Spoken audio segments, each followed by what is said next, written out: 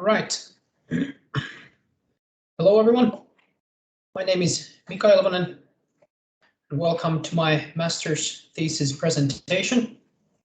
So the agenda for tonight is to go through the study of my master's thesis. So a little bit about what was researched, the variables that were used in the research, how the research was conducted, a little bit about the findings of the study, as well as my personal takeaways. What did I personally learn from the study? So without further ado, let's get into the slides.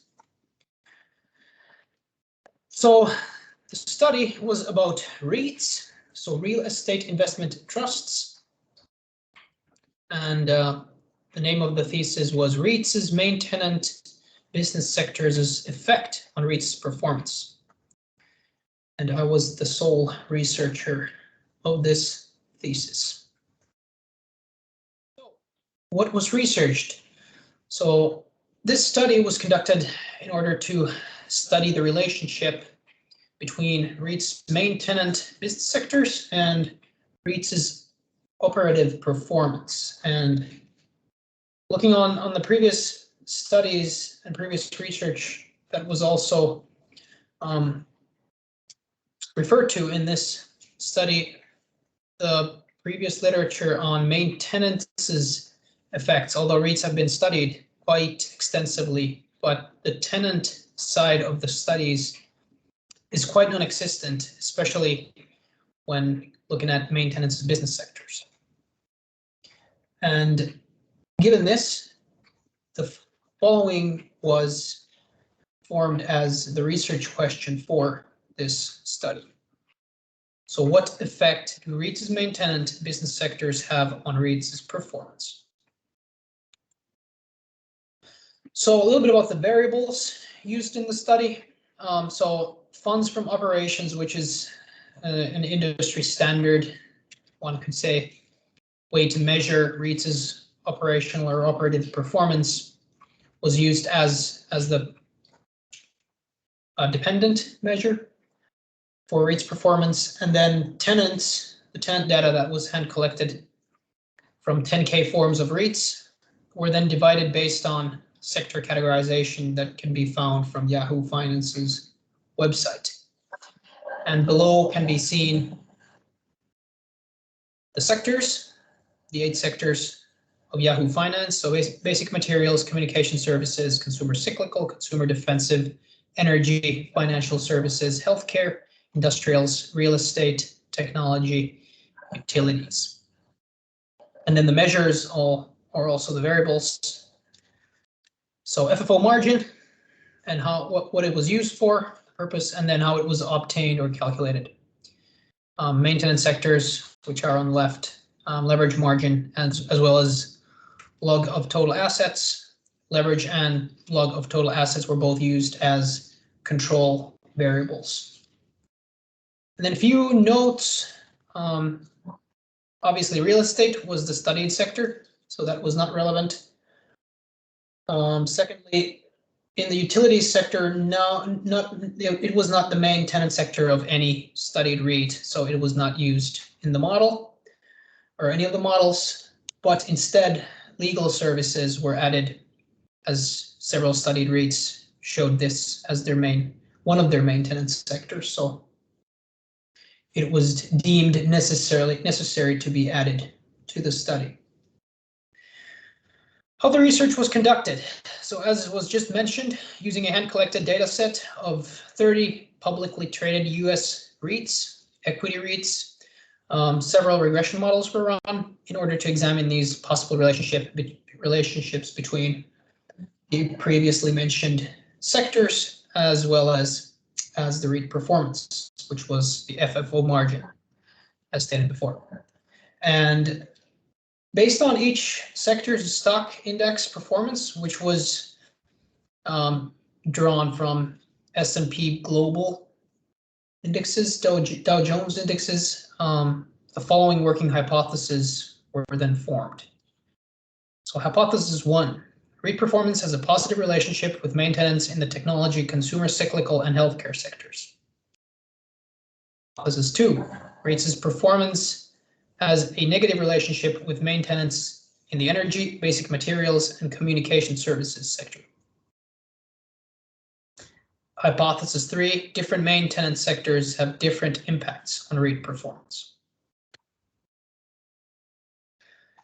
So, additionally, when checking for multicollinearity, the regression models had to be built accordingly, and as we can see from the correlation metrics highlights here, few of the independent variables showed somewhat significant correlations with each other, thus indicating that if used together in a single regression model, that would create some noise in the results, because it would be difficult to determine which of the independent variables is causing the effect in the dependent variable, the FFO margin. So with respect toward these multicollinearity problems and the correlations between the independent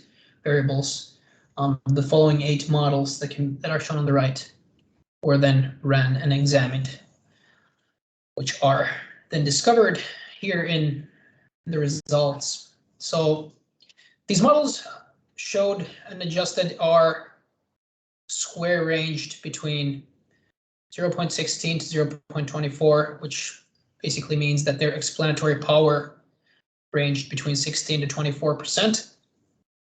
So the models, as is stated, model 3 was the best. So showing 24% rounded value of adjusted R square, which means that the variables in model 3 explain 24% of the dependent variables variation, which is decent considering all the previous literature about all the other variables that have an impact or can affect the performance of a REIT. So 24% explained by tenants is quite reasonable.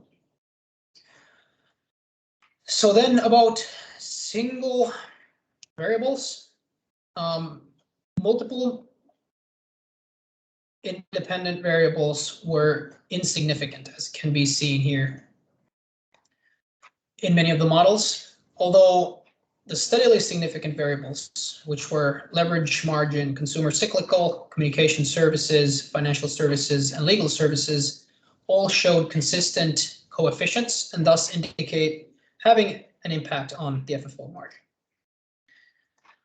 And looking from the hypothesis perspective, what was discovered? So our hypothesis 1 was that technology, consumer cyclical, and healthcare sectors have a positive impact on the FFO margin or the operating performance.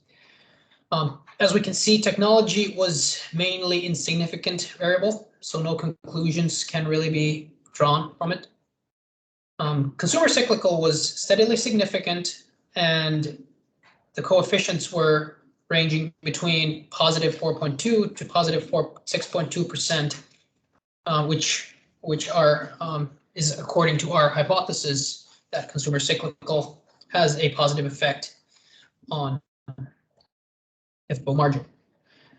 Healthcare sector was varyingly significant, although whenever significant, it did suggest a positive 3.2 to 3.8% effect on FFO margin, or percentage points. We're talking about percentage points here.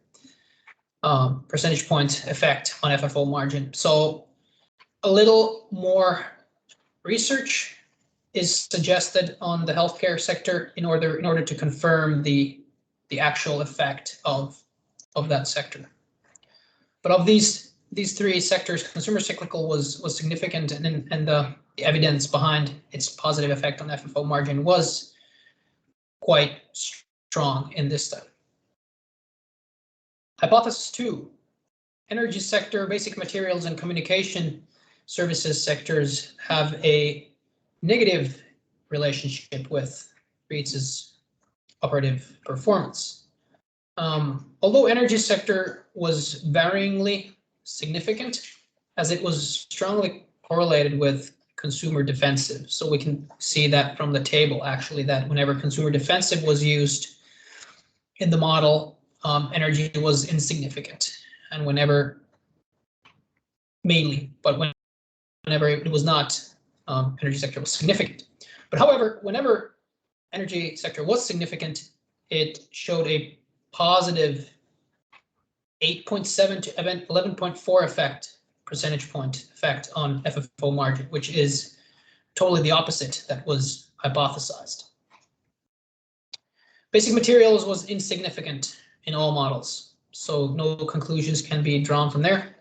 Communication services was significant, and it did suggest a negative 7.7 to negative 5.6 percentage point effect on FFO margin, which was aligned with our hypothesis, although it was strongly correlating with leverage margin, and communication services companies tend to be highly leveraged, so a little more research is probably necessary in order to determine the true effect of communication services.